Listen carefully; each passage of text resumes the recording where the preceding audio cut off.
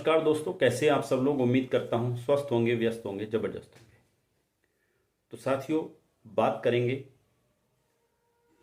1 सितंबर 2025 को माननीय supreme court ने जो इन सर्विस टीचर्स के लिए अपना आदेश दिया हुआ है, जिसमें उन्होंने स्पष्ट तौर पे कहा है कि हमारे जो इस समय शिक्षक सेवा में हैं उन सभी को जो है 2 साल के अंदर टीईटी अनिवार्य रूप से करना होगा। अन्यथा की स्थिति में उनको जो है अनिवार्य रूप से सेवा से मुक्त कर दिया जाएगा, बाहर कर दिया जाएगा। इसी के संदर्भ में जो है माननीय सर्वोच्च न्यायालय में 20 से ज़्यादा लगभग 22 रिव्यू पिटीशंस इसमें दाखिल हो चुके हैं। हम बात करें तो पहला रिव्यू पिटीशन गया था उत्तर प्रदेश सरकार की तरफ से, जिसका डायरी नंबर अगर हम बात करें तो 53,434 जिसका डायरी नंबर है। आखिर उस रिव्यू पिटीशन में अभी तक क्या हुआ है, साथ ही 24 तारीख का जो जंतर मंतर पे एक अनुरोधात्मक और संकेतात्मक धरने की बात कही गई है, उस पर भी बात करेंगे इस वीडियो के माध्यम से। वीडियो में अंत तक बने रहें। आप सभी साथियों का स्वागत है आपके चैनल गेट सॉल्यूशन में, और साथ ही निवेदन है उन सभी साथियों से जो चैनल पर पहली बार विजिट कर रहे हैं या कहीं ना कहीं लगातार विजिट कर रहे हैं लेकिन चैनल को अभी तक सब्सक्राइब नहीं किया है, तो पुनः निवेदन है कि वीडियो को अपने ज़्यादा से ज़्यादा शिक्षक मित्रों तक शेयर करते हुए इस चैनल को अभी के अभी सब्सक्राइब कर लें। बेल आइकन को हिट करना बिल्कुल ना भूलें, ताकि इस संबंध में या शिक्षा जगत से जुड़ी छोटी बड़ी जो भी अपडेट हो वो आप तक समय से पहुंचती रहे।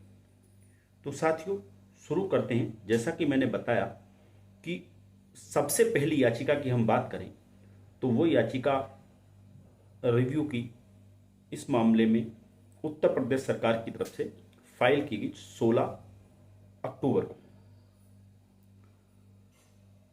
पूर्व भी बताया था कि उस रिव्यू पिटीशन में कुछ खामियां, कुछ कमियां रह गई थी, जिसको लेकर के माननीय सर्वोच्च न्यायालय ने एक नोटिस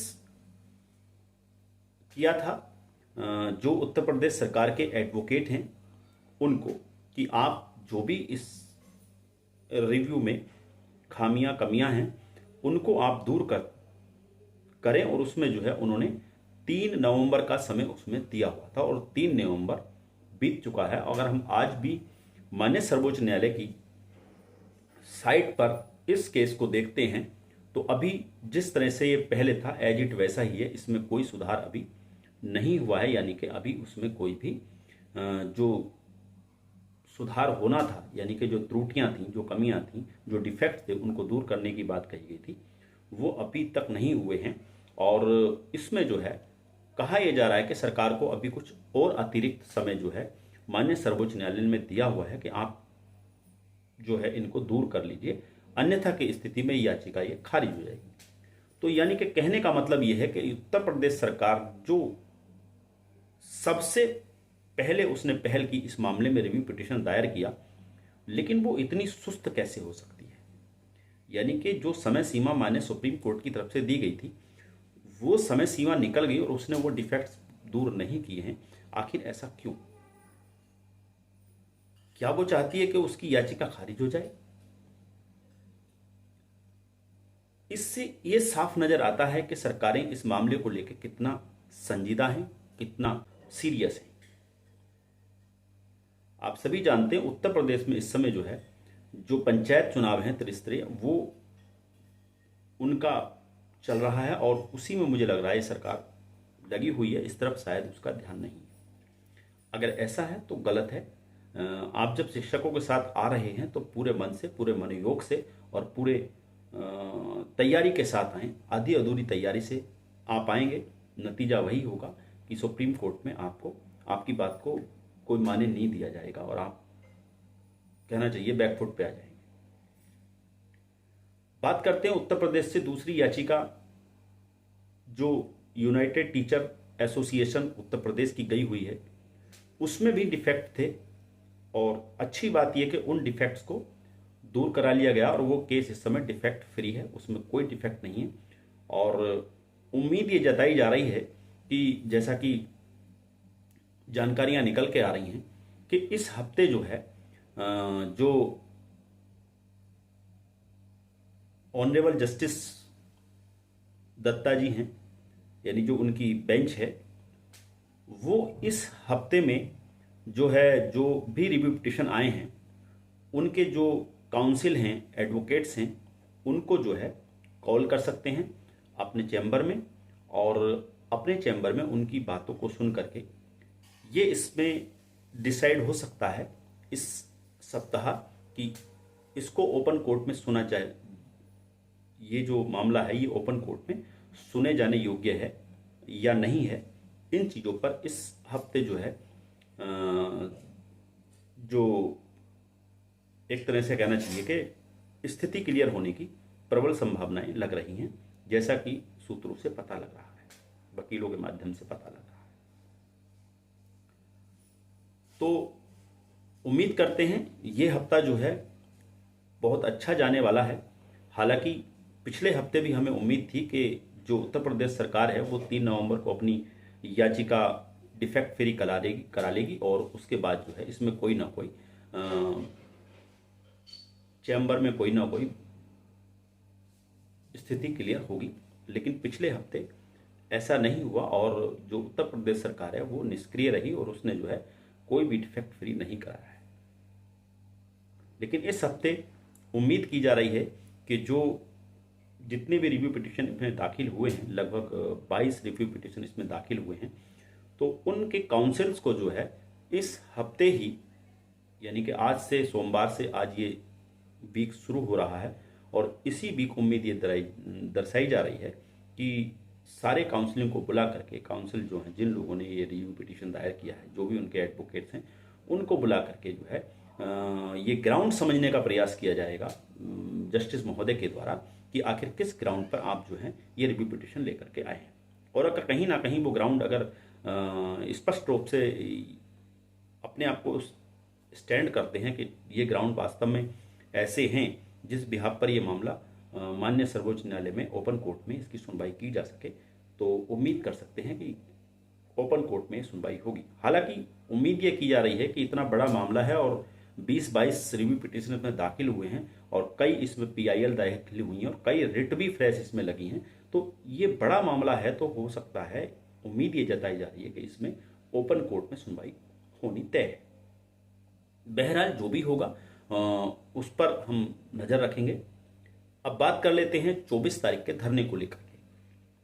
देखिए, माननीय जो हमारे शिक्षा मंत्री हैं राज्य केंद्रीय श्री धर्मेंद्र प्रधान जी, उन्होंने बिहार पटना में स्पष्ट रूप से जब वहाँ उनसे जो है प्रतिनिधि मंडल मिला था तो उनसे कहा था कि हम इस पर, हमारी चर्चा चल रही है, हमारे ये संज्ञान में है और हम इस पर जरूर ध्यान देंगे और ये चुनाव निबट जाएगा तो फिर हम जो है इस पर काम करेंगे। तो ये पॉजिटिव बयान आया है, तो इसको जो है अगर हम पॉजिटिव वे में लें तो ज़्यादा बेहतर होगा और उम्मीद कर सकते हैं कि ये चुनावी जुमला ना हो और इस पर वो काम करें। लेकिन अब 24 नवंबर का जो धरना रखा गया है योगेश त्यागी जी के द्वारा, जिसको बुलाया गया है, तो पूरे देश भर से उस धरने को सफल बनाने के लिए प्रयास होना चाहिए और सभी लोग, जो भी हमारे शिक्षक साथी हैं, वो उस धरने में पहुंचें और उस धरने को सफल बनाना बहुत जरूरी है। क्योंकि अभी आपने देखा कि जब माननीय शिक्षा मंत्री इस मामले में पॉजिटिव बयान दे रहे हैं तो जाहिर सी बात है हमें इसमें फिर और प्रेशर बनाने की ज़रूरत है और ज़्यादा मेहनत की ज़रूरत है अपने इस धरने को सफल बनाने के लिए। यानी कि जंतर मंतर पे इतनी भीड़ होनी चाहिए, इतना बड़ा जमावड़ा होना चाहिए शिक्षकों का, इतना बड़ा संख्या दल होना चाहिए, संख्या बल दिखाई देना चाहिए कि सरकार को कहीं ना कहीं लगे कि हमें इस मामले में हस्तक्षेप करना चाहिए और शिक्षकों की जो मांग है वो वास्तव में जेन्युइन है, ये उन्हें लगना चाहिए, तभी इस मामले में कुछ हो सकता है। हालांकि देखिए कोर्ट में रिव्यू पिटिशंस हैं, कोर्ट की आप लड़ाई लड़ रहे हैं, कोई बात नहीं, लेकिन कोर्ट से कितना राहत मिलेगा कितना नहीं मिलेगा ये अपने आप में बड़ा कठिन है कह पाना, क्योंकि रिव्यू पिटिशन की स्थितियां अगर आप देखें तो रिव्यू पिटिशन का क्या होता है, चैम्बर में सुनवाई होती है और चैम्बर में सुनवाई होने के बाद डिसाइड किया जाता है कि ग्राउंड अगर इस तरह से हैं, ग्राउंड अगर जो आप दे रहे हैं, जिन ग्राउंड पे आप पिटीशन दायर कर रहे हैं रिव्यू, वो अगर कहीं ना कहीं अगर मजबूत दिखाई देते हैं तो सुनवाई ओपन कोर्ट में होने के चांसेस होते हैं, अन्यथा वहाँ वो जो है रिव्यू पिटीशन जो है चैम्बर से ही खारिज हो जाते हैं। अधिकतर का मामला ये है कि अगर आप मान के चलें 90% से ज़्यादा जो रिव्यू हैं वो चैम्बर से ही खारिज हो जाते हैं। लेकिन इन रिव्यू पिटीशंस को लेकर के काफ़ी उम्मीदें हैं और काफ़ी उम्मीदें लगाई जा रही हैं। बहरहाल जो भी होगा वो अलग बात है, लेकिन आपको सरकार पर प्रेशर बनाना पड़ेगा, तभी आपको यहाँ से कोई राहत मिल सकती है। 24 तारीख का धरना है, उसको आप जो है सफल बनाएं, ज़्यादा से ज़्यादा लोगों को उसमें जोड़ें। तो यही बात थी कि सरकार कितनी संजीदा है, तो इन सब चीज़ों को देखते हुए विशेषकर अब 24 तारीख के धरने पर आप फोकस कीजिए, ऐसा मेरा आप सब लोगों से अनुरोध है। आपकी लड़ाई है, आप ही को लड़नी पड़ेगी। हमारी जो सहयोग मिलेगा वो हम अपनी बातों को, आपकी बातों को मीडिया के माध्यम से, सोशल मीडिया के माध्यम से, अपनी वीडियोस के माध्यम से ज़्यादा से ज़्यादा लोगों का प्रयास तक पहुंचाने का प्रयास करते रहेंगे, करते रहे हैं। आगे जो भी इसमें इम्प्रूवमेंट होगा, कोई भी आप लोगों के संदेश लिए, आपके लिए कोई संदेश होगा, उसको लेकर के फिर आपके बीच उपस्थित रहेंगे। तब तक के लिए साथियों नमस्कार, धन्यवाद। आपका दिन बहुत बहुत शुभ।